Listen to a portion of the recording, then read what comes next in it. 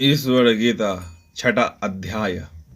ईश्वर शंकर द्वारा ऋषियों को अपना सर्वव्यापी स्वरूप बतलाना था, अपनी भगवत्ता का और इस ज्ञान से मुक्ति की प्राप्ति का निरूपण कराना। ईश्वर ने कहा, हे ऋषिगणों, आप सभी सुने। मैं परमेष्ठी ईश के उस महत्व का यथावत वर्णन कर रहा हूँ जिसे वेदज्ञ लोग जानते हैं। मैं सनातन सर्वात्मा, सभी लोकों का एकमात्र निर्माण करने वाला, सभी लोकों का एक आदित्य रक्षक और सभी लोगों का एकमात्र संहार करने वाला हूँ। सभी वस्तुओं का अंतर्यामी पिता मैं ही हूँ। मध्यम तथा अंत सब कुछ मुझ में स्थित है, किंतु मैं सर्वत्र स्थित नहीं हूँ, अर्थात मेरी कोई सीमा नहीं है। विप्रो, आप लोगों ने मेरे जिस अद्भुत रूप को देखा है वह केवल मेरी उपमा प्रतीत है, जिसे मैंने अपनी माया द्वारा दिखलाया। मैं सभी पदार्थों के भीतर स्थित व्याप्त रहते हुए संपूर्ण जगत को प्रेरित करता हूँ। यह मेरी क्रिया शक्ति है। यह विश्व जिसके द्वारा चेष्टा करता है और जिसके स्वभाव का अनुसरण करता है, काल रूप वही मैं संपूर्ण कालात्मक अपने अंश रूप जगत को प्रेरित करता हूँ। मुनि श्रेष्ठों, मैं एक अंश से संपूर्ण संसार की रचना करता हूँ और दूसरे रूप अंश से संहार करता हूँ। इस प्रकार की ये दो अवस्था मेरी ही हैं। आदि, मध्यम और अंत रहित माया तत्व का परिवर्तन करने वाला मैं सृष्टि के आरंभ में प्रधान तथा पुरुष दोनों को शुद्ध प्रेरित करता हूँ। उन दोनों के परस्पर सहयोग से विश्व उत्पन्न होता है। महातत्व आदि से क्रम से मेरा ही तेज विस्तार जो प्राप्त होता है। जो सारे संसार के साक्षी और काल चक्र को चलाने वाले हिरण्यगर्भ, मार्तंड, सूर्य हैं, वे भी मेरे ही शरीर से उत्पन्न हुए हैं। देख, जो कल्प के आदि में मैंने ही उन्हें अपना दिव्य ऐश्वर्य में सनातन ज्ञान, योग और अपने से उत्पन्न चारों वेद प्रदान किए। वे मेरे भाव से भावित देव ब्रह्मा मेरे आदेश से मेरे उस दिव्य ऐश्वर्य को स्वयं सदा वाहन करते हैं। सभी लोगों का निर्माण करने वाले और सब कुछ जानने वाले आत्मा संभव मुझसे ही उत्पन्न हुए ब्रह्मा मेरे निर्देश से चार मुख वाले होकर सृष्टि की रचना करते हैं। जो लोगों को उत्पन्न करने वाले अव्यव अनंत नारायण हैं और जगत का परिपालन करते हैं, वे भी मेरे ही परम मूर्ति हैं। सभी प्राणियों का संहार करने वाले जो प्रभु कालात्मक रुद्र हैं, वे मेरी ही आज्ञा से निरंतर संहार करते रहते हैं।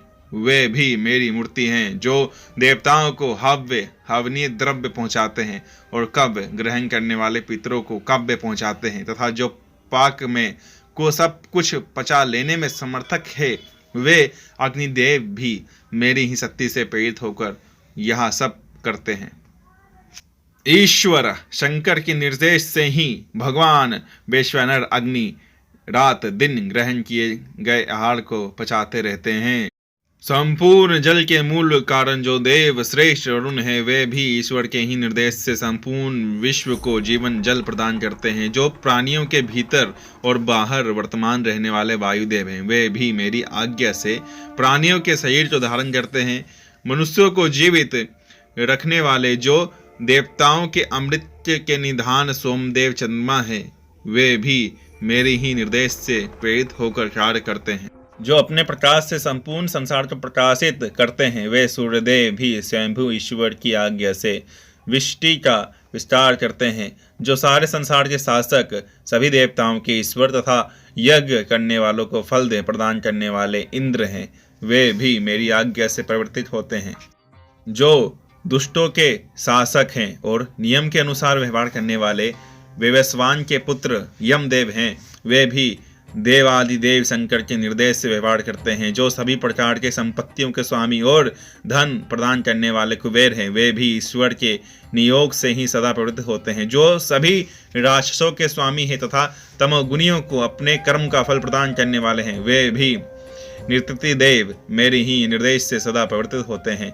जो बेताल गणों और भूतों के स्वामी और भक्तों को भोग रूपी फल प्रदान करने वाले ईशान देव हैं, वे भी मेरी आज्ञा में स्थित रहते हैं। जो अंगिरा के शिष्य रुद्रदेव के गणों में अग्रगण्य और योगियों के रक्षक हैं, वे वामदेव भी मेरी ही आज्ञा द्वारा नित्य व्यवहार करते हैं। जो संपूर्ण संसार के पूज्य विघ्नकारक धर्मनेता विनायक हैं, वे भी मेरे आदेश से चलते हैं। जो ब्रह्म ज्ञानियों में श्रेष्ठ देवों के सेनापति स्वयंभू प्रभु स्कंद है, वे भी नित्य विधि की प्रेरणा से प्रेरित होते हैं। जो प्रजाओं के पति मारीचि और आदि महर्षि हैं, वे भी प्रातपर परमेश्वर की आज्ञा से ही विविध लोकों की सृष्टि करते हैं। जो सभी प्राणियों की स्त्री शोभा है और विपुल ऐश्वर्य प्रदान करती है, वे नारायण की पत्नी लक्ष्मी मेरी ही अनुग्रह से व्यवहार करती है। जो सरस्वती देवी विपुल वाणी प्रदान करती है, वे भी ईश्वर के नियोग से प्रेरित होकर प्रवर्तित होती है।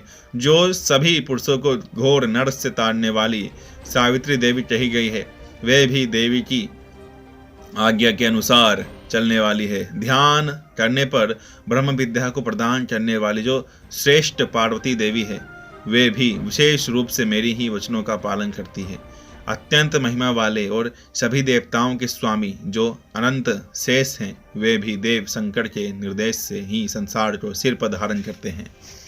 जो संवर्तक अग्नि नित्य वडव के रूप में स्थित है, वे भी ईश्वर की आज्ञा से ही संपूर्ण समुद्र को पीते रहते हैं। इस संसार में अत्यंत तेजस्वी जो 14 मनु हैं, वे सभी मुझ ईश्वर के आदेश से सभी प्रजाओं का पालन करते हैं। आदित्य, वासुगण, रुद्र, मरुदगण, अश्विनी कुमार तथा अन्य सभी देवता मेरी ही आज्ञा में प्रतिष्ठित हैं।